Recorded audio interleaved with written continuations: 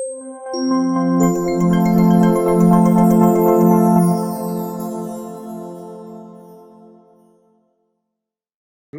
of all, I would like to congratulate Mrs. Sanyam Gupta for organizing this Maritime SheEO 2021. This is most probably the second of the series of many conferences that we would see under SheEO. The topic given for today is somewhat very close to my heart, as it reflects the growth of India as a seafaring nation.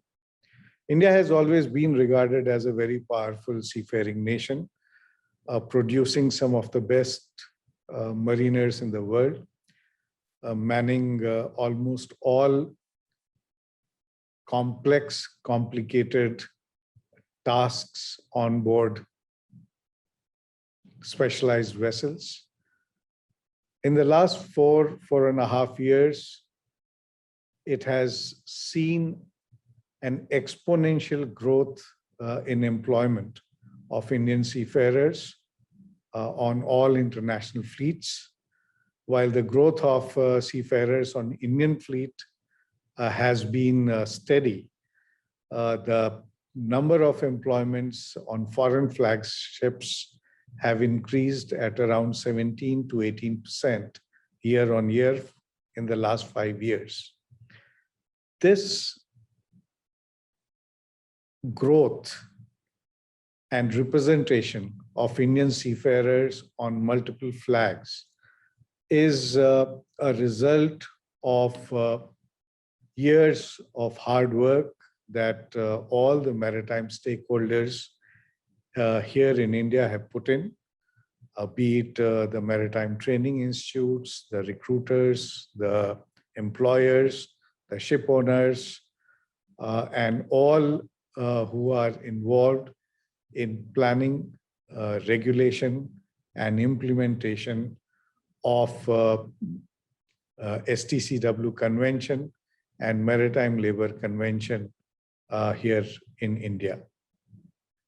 We started in 2016 when we decided that we need to improve the quality of maritime training in India. And a number of regulations were put in place to make sure that not only the standards of infrastructure, but also the standards of curriculum, the standards of content, the standards of content delivery, and the quality of students also improve as we go on. We also made sure that all the training institutes that were operating from India undergo a standardized, comprehensive inspection program to be conducted through a third party. So we, I think, are the only country in the world which has started a comprehensive inspection of all training institutes, which is conducted by the 9 recognized organizations who are affiliated to international classification societies, IX. The third-party evaluation has helped the training institute identify their own problems and resolve the issues that have been pointed out to them in a very short time frame. The increased quality in the training institutes have shown results in the quality of trainees and, of course, in the employment of the Indian seafarers around the world. India had embarked on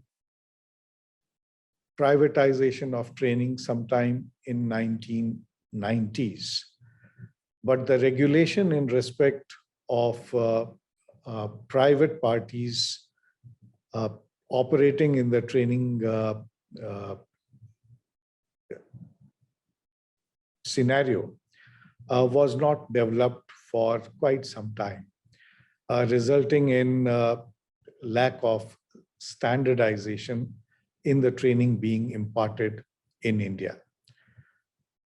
As we continue to grow, we felt that there is a need for creating standardization in not only in terms of curriculum, which of course is done by IMO through the STCW convention, but also in terms of content, in terms of infrastructure, in terms of qualification of the instructors, teachers, principals, training of teachers, training of principals, the equipment that need to be put in place for imparting training here in India. And to do that, we thought it would be important that we also design a very standard e-learning platform, which would be open for all Indian seafarers, whether working in India or abroad. The launch of e-learning 4 years back made sure that very standard content with standard presentation is available to all Indian seafarers, irrespective of the institute in which they undergo their training. And this e-learning platform was over and above the training that they take in a classroom, in training institutes across India. We also thought that over and above the content, it is important that we have a standard assessment of all the seafarers who are undergoing training, whether it is a short-term course or a long-term course, a pre-sea course or a post-sea course, a very standard assessment of all those who are undergoing training in India. We introduced last year a concept called online exit examination, wherein a person who enrolls himself for training in any training institute undertakes an end of the course exit examination, which is conducted centrally using online mode. And only when he qualifies in the exit examination that he gets entitled to issue of a training certificate. The training certificates have also now been made online and is generated centrally from the national database of Director General of Shipping. And each certificate now contains a unique certificate number, making it almost impossible for a candidate to produce a duplicate or a fake certificate or a certificate obtained without undergoing e-learning, classroom training, and exit examination.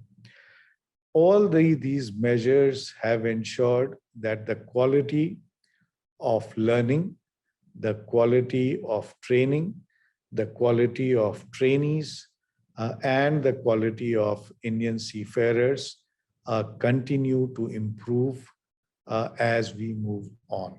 And perhaps this emphasis on quality has started to reflect in the number of, in the employment of Indian seafarers in different flags.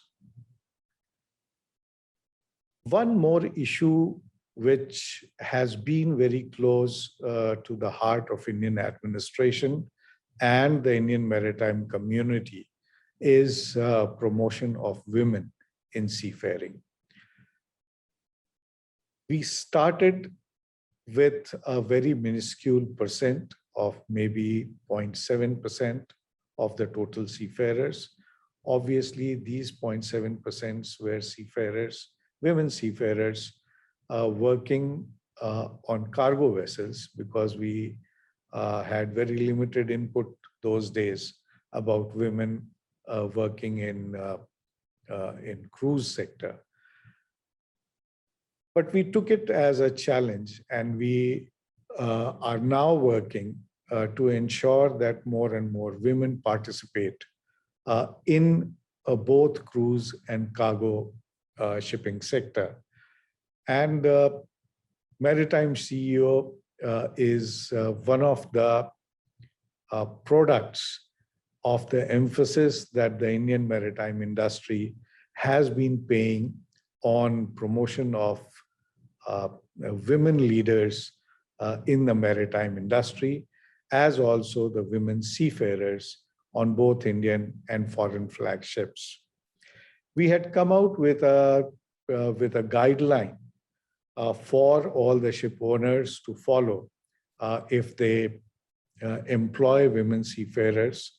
This was just to ensure that the do's and don'ts were very clearly enumerated for the owners themselves, the masters, the colleagues, and all others who were engaged in the employment exercise for seafarers here in India. These guidelines have helped in boosting the morale of women who have been in this business of seafaring for quite some time now. And they are now the ambassadors for other women who are inclined to join seafaring as their career. We also started with a scholarship scheme for women who wanted to participate in seafaring. We had instituted through the Maritime Training Trust a small scholarship of around 50,000 rupees per annum for all women who participated or who took admission in our maritime training institutes. We have 2 years back decided to double this amount, and we now pay 100,000 rupees per annum to any woman candidate who takes admission in a pre-C course in a maritime training institute, be it for officers or ratings. And I'm happy to inform that in last 2 to 3 years, the disbursement of this scholarship has been doubling every year. We used to disburse around 10 million rupees in a year. 2 years back, we are now disbursing around 25 million rupees every year as scholarship to women cadets who are undergoing training courses here in India. We understand that shipping is undergoing major reform, major churning. The ships themselves are going to look much different from what they look today, whether we talk of engine or its navigation. The requirements of these new generation vessels would be very different from the requirements of the ships that were built 15 years back or 20 years back. As a responsible manpower supplying nation, we have started working on this new challenge, and we have already started work on creating courses, new course designs to man vessels which are either fully or partially automated and that require more on electronics than on mechanics.